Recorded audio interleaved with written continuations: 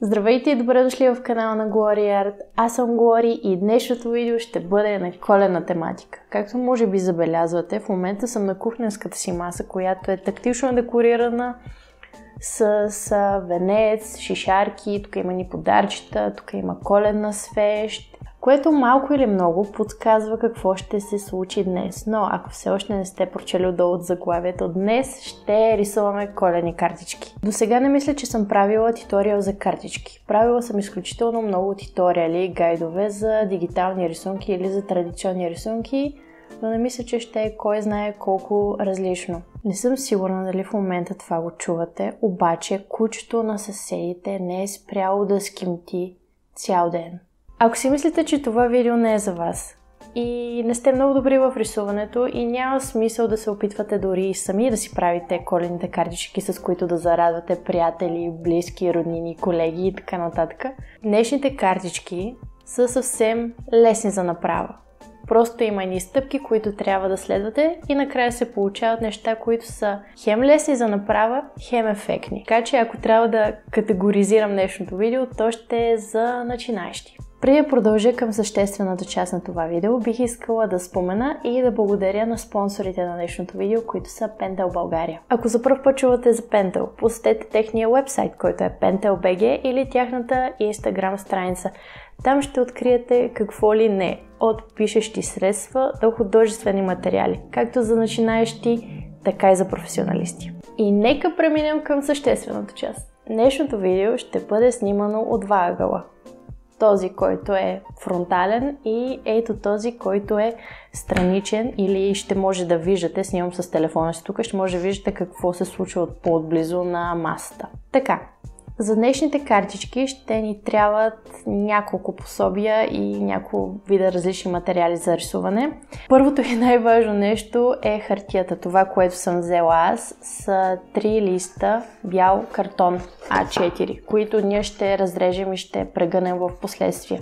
Друго нещо, което със сигурност ще ни трябва, са акварели или водни бои. Може да използвате темперни или каквито имате всъщност. Маркери, ако имате под ръка, също така или фломастри. Каквото имате.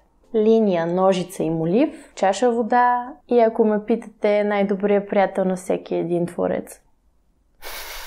Така, започваме. Стъпка първа – да нарежем и да прегънем хартията. Принципно за подобен тип неща използвам гилотината си, обаче имайки предвид, че масово вие няма да разполагате с нещо такова вкъщи, затова ще го направим по стандартния old school начин. Измервам дължината на листа, отбелязвам половината с две точици, които комбинирам. И след това прерязвам. Като това да режа в права линия винаги ми е било едно от най-трудните неща. И дори в момента усещам как ми треперят ръцете. Окей, и това го повтаряте още 2 пъти с останалите 2 листа.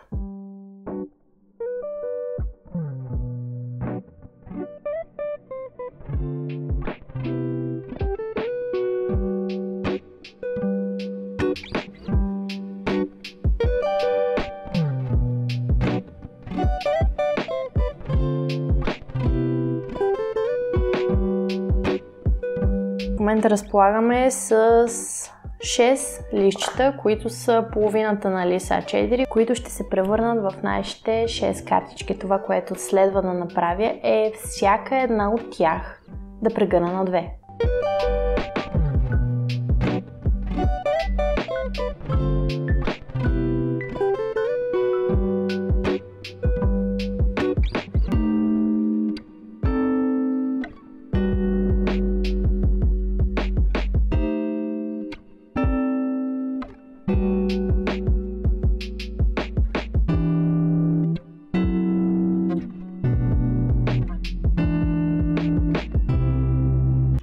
И вече имаме 6 заготовки за картички. Така, преминаваме към дизайн номер 1, който е най-лесен и най-забавен. Всъщност знам дали е най-забавен, всички са забавни за рисуване, но определено е най-бърз и най-лесен и за него ще ми трябват акварели, 2 вида зелено и един цвят червено и четка. Това е. Ще ми трябва палитра и вода и 2 цвята зелено. Които аз ще използвам са Old But Gold палитрата на Сонет, за които имам ревю, така че разтърсете се из видеята ми.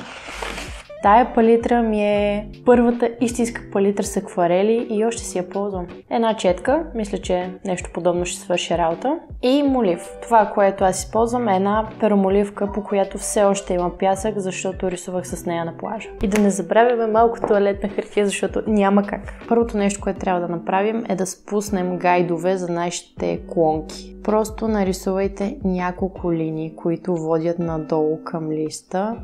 Не е задължително да са супер прави или перфектни. В крайна сметка рисуваме растения, не архитектура и можем да сме малко по-свободни и разчупени. Въпросите гайдове с молив са супер тънички и почти невидими. Тях ще използваме като подложка на едни клончета, които следва да нарисуваме. Така, изберете си два цвята зелено. Това, което ще използвам аз, са ето тези двата тук. Нещо, което трябва да спомена е, че цветовете ви трябва да са сравнително бледички. Не е нужно да използвате някакви много наситени нюанси. И това, което ще направя е листенца.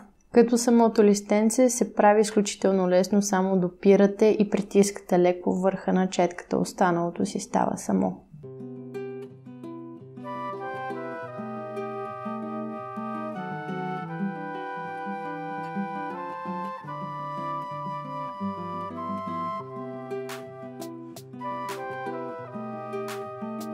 И нещо много важно, което никога не бива да забравяте. Коя чаша ви е за четките и коя за вас. Така, и тъй като за този туториал аз избрах съвсем обикновен картон или катастрон за тези катички, тъй като най-вероятно това ще е най-удобното за вас и най-лесно за намиране. Имайте предвид, че както при мен в момента се получава нещо като малки точици там, където има боя. Това се образува, когато имате прекалено много вода в боята си, самата хартия започва да се разкишкава, но да не ви пука, ще се образува просто лека текстура отгоре, която ще е по-скоро ефект, отколкото дефект, поне когато става въпрос за растения. За да е по-интересно изображението, редувайте малки и големи листенца. Така, щом приключите с единия цвят, оставете зелено номер 1 да поизсъхне малко, да попие хубаво в рисунката и през това време си избирате друг зелен цвят. Аз избрах ето този, който в нова паничка да си разредя. И продължавате по абсолютно същия принцип с останалите клончета.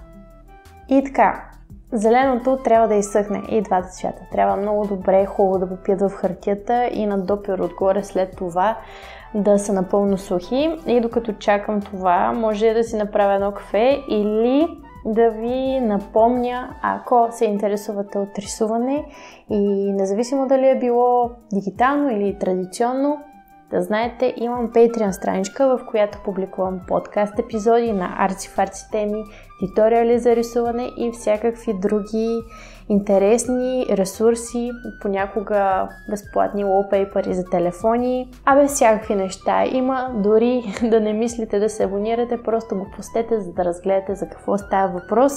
Там е пълно с много творци, независимо в каква област, може да е музика, поезия, рисуване и така нататък. Има българи, които може да подкрепите. Така че да, разгледайте тази платформа, интересна е. Така, следваща стъпка. Избирате си едно много хубаво, наситено, ярко червено. Независимо дали е маркер, дали е акварел, може дори да е акрил. Като този път не пренасям боичката тук отстрани, а действам директно от палитрата, защото искам цвета да е изключително наситен и плътен. И започвам да си рисувам плочета. И сега следва една стъпка, която е малко трики. За нея трябва да имате плътна боя, акрил или масло, биха ви свършили работа. В случая аз имам този акрил от преди не знам колко години. Много хубаво си изчиствате четката. Даже ако имате друга, по-мъничка, по-добре вземете нея. Гледайте да е сравнително суха, не ви трябва да е много навлажена тая четка и след като изчакате плочетата да изсъхнат, взимате съвсем малко на върха и добавяте по една бяла точка като блясък на всяко едно от тия плочета. И финалната стъпка, която ако питате мен, така, мен ме ужасява, е да добавим самия надпис Весела Коледа долу в долната част на картичката. И ако питате защо ме ужасява, причината е много проста. Хищ не съм добра в краснописа и още по-малко калиграфията, така че тук ще е малко на прима виста и ще използвам молива си, за да си начертая горе-долу този надпис предварително и след това ще го следвам с маркери или тънкописка.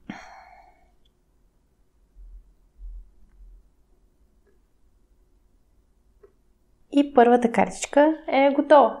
И след като вече сме загрели, на картичка номер 2 ще нарисува нещо подобно, но не точно. Започнете като рисувате прави черти, разхвърляни наляво и надясно. Като не всички трябва да са в една посока. Може да използвате акварел, обаче аз ще използвам тоя бръш пен маркер, който всъщност е от Pentel и те ми го изпратиха да го тествам миналата година. Аз все още си го имам. И с него започваме да повтаряме тия линии, като добавяме малки клонки отстрани.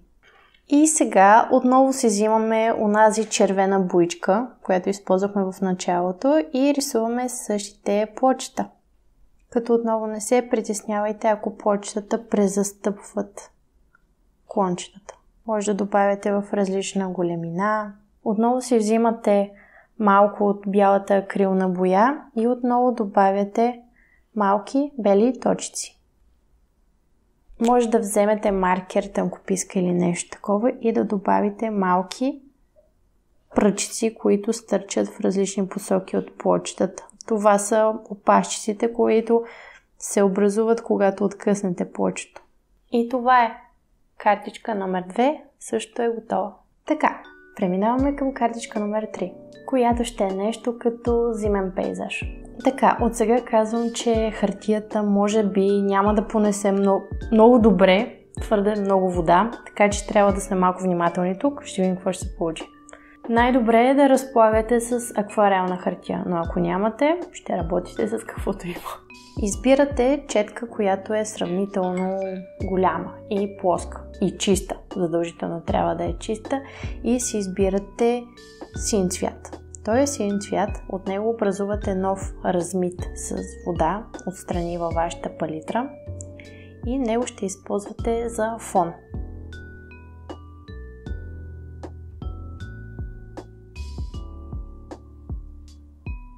Като пак казвам, тази хартия, която съм взела в момента, най-обикновен катастрон от книжарницата, не е най-доброто решение, защото, както виждате, веднага се образуват едни като гранулки отгоре, които, ако питате в момента, приличат малко на сняг, което е окей, горе-долу, но ако имате тая възможност, намерете акварелен картон. Той е по-дебел и поема много по-добре и много повече вода и има лека текстура отгоре, която също е ефектна. Така, след като съм направила тоя един единствен слой, много светло-синьо, ще изчакам да изсъхне, а през това време ще си добавя още малко от пигмента към размитата боичка, ето тук отстрани. И ще направя същото леко по-нагоре.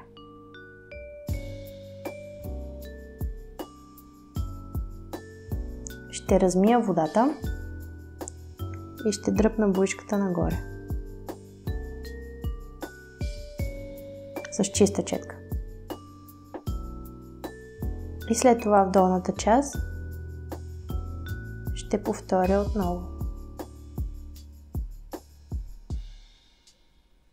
Като не се притеснявам, тук там е да добавя малко по-тъмен цвят. Така, след като каричката вече е поизсъхнала, следва да добавим разни дръвчета и клончета. За целта ще използвам ето този Pentel Point Liner 0,8. Вие може да използвате която е да е било тънкописка или черен молив. Добавяйте малките сини точици само в горната част, там където е по-светличко, а в долната може да вземете бяла боя и да добавите отново, но белички. И картичка номер 3 също е готова. Направих си кафе с нови сили. Продължаваме нататък с картичките. Мисля, че започнах да пия кафе, когато бях на 15, може би. Даже може и на 14. Въпросът е, че тогава започнах да пия Нескафе 3 в 1 и оттам нататък преминаваме към картичка номер 4. И дизайна за нея е сравнително лесен и бърз. Разгъваме я, взимаме една линия и начертавам една вертикална лента по средата и една хоризонтална. Като се старая да са що годе еднакво широки. Защото ако се досещате, това, което рисуваме в момента е гигантска панделка. След като вече имаме начертания на вертикална и една хоризонтална, тук по средата ще бъде нашия възел и тук трябва да нарисуваме, представете си 4 листенца или 4 листна детелина, нещо такова. Това ще е нашата панделка. Като не е нужно да сте много прецизни или перфектни с нея, защото в крайна сметка това е туториал за начинаещи и тези картички са доста забавни за направа. Те като цяло са едно коледно занимание. И ето имаме вече една панделка. Може да изтрете някои от линиите, които се препокриват с тая панделка отзад, която е. И сега решавате какъв цвят ще бъде вашия подарък. Моя естествено ще бъде ярко червен. Затова си избирам един червен цвят. Но преди да съм продължила, ще да си взема една салфетка, защото тук ще има много мацане, понеже ще рисуваме до границата на листа. И сега избираме си един червен цвят. Аз избирам ето този. И започвам да отцветявам тия двата правоъгълника, които са отстрани. Не 2, 4, моя грешка. Ако и вие сте тръгнали да правите подобни картички или следвате тия туториалчета, които в момента ви показвам, много ще се радвам, ако ми покажете крайния резултат. Не знам, ако ги публикувате, тагнете ме или ми ги изпратете във Facebook или в Instagram. Много ще се радвам да видя какво се е получило.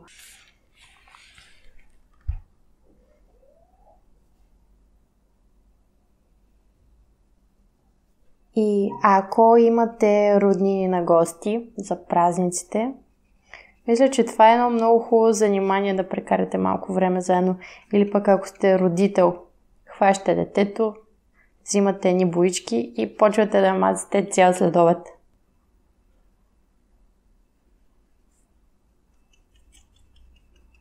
Окей, сега чакаме това нещо да изсъхне.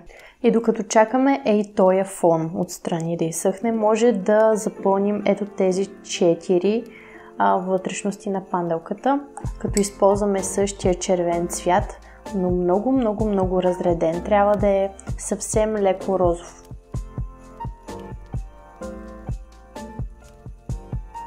Вижте колко гадно ми се надува хартията тук. Но какво да се прави, така е с катастрон. Отново, ако вие разполагате с акварелна хартия или има откъде да си намерите, вземете си. Аз самата имам акварелна хартия, но исках този туториал да е с възможно най-подръчните материали, тези, които са най-лесни за намиране на човек, който няма достъп до арт или хоби магазин и иска просто да създаде нещо хубаво с подръчни материали. Затова, каквото такова, ако вие можете или имате по-добри материали, действайте. След като това нещо вече е горе-долу изсъхнало, взимам тая черната тънкописка и минавам всички детайли, които са останали на повърхността.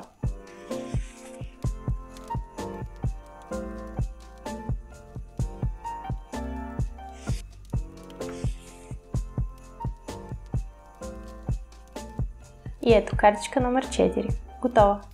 Така, и не знам дали в момента забелязвате, обаче времето напредва и слънцето започна да преваля от другата страна на сградата и точно два лъча е така към мене. Така че въпрос на време е тук да стане изведнъж много светло и след това много тъмно. Преминаваме към следващата картичка. За тази картичка ще ми бъдат нужни няколко цвята, като тези цветове зависят изцяло единствено от вас. Тези, които аз бих искала да използвам, са червено и синьо. Като тук има един малък хак. Ще ви трябват кръгли неща, нещо, което да ви помогне да си очертаете кръг. Може да е капачка, може да е чаша, каквото и да е. Аз ще използвам капачката на ето това мастило.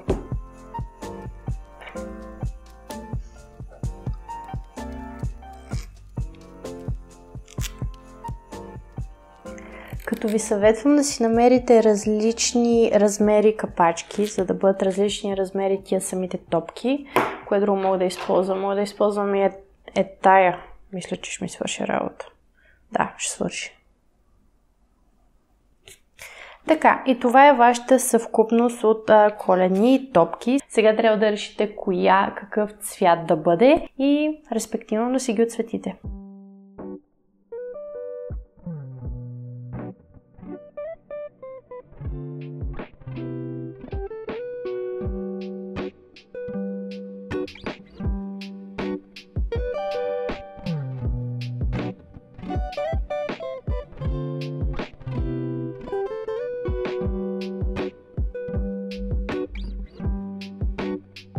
И картичка номер 5, мисля, че е готова и ако виждате на слънчева светлина, не знам дали се вижда оттам, обаче този лъскав маркер, който използвах на Pentel от миналата година, Paint Marker Super Gold Fine Point, свърши добра работа. Като цяло тая картичка ми е least favorite, обаче ако се постараете и вие направите някакъв по-добър вариант, покажете ми я, защото има потенциал в нея, обаче вече петата картичка малко изтощително.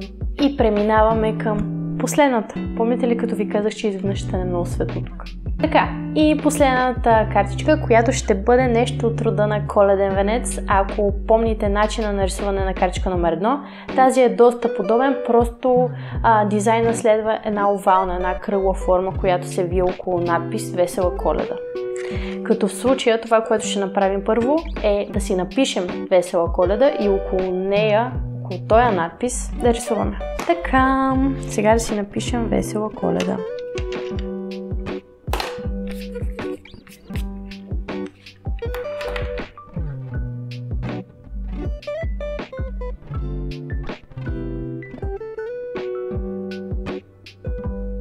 Изключително много се възхищавам на хората, които се занимават с калиграфия, защото това е едно разкошно изкуство.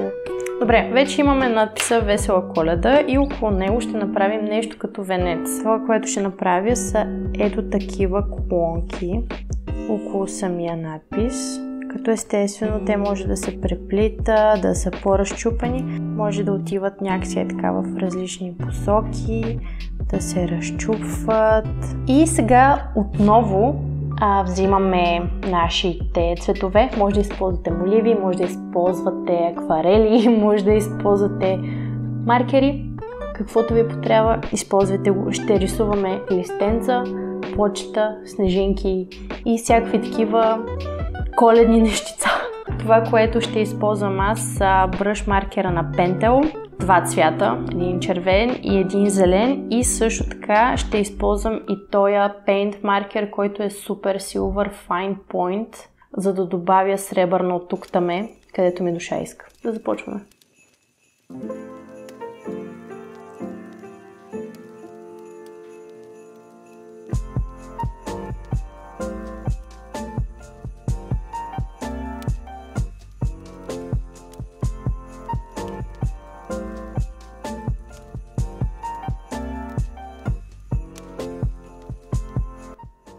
И ето я и финалната шеста картичка.